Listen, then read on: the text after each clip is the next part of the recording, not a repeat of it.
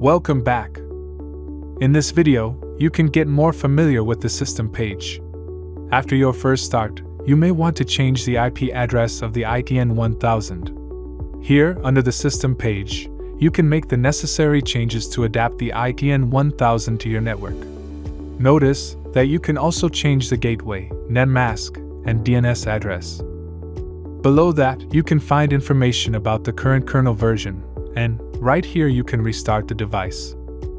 The temperature details and memory usage are also displayed here. You can change the date and time of the system. You can find detailed information about the device's capabilities here. The implemented modules are also restartable. It is used only for debugging. The firmware is upgradable from here. If there is any update on our website, you can download that and just drag and drop that here. After the upgrade is ready, the device will be restarted and you need to log in again. The current version number is trackable on the left bottom. The upgrade is about a 5-minute long procedure. Check out our other videos for more details about the ITN 1000. See you there.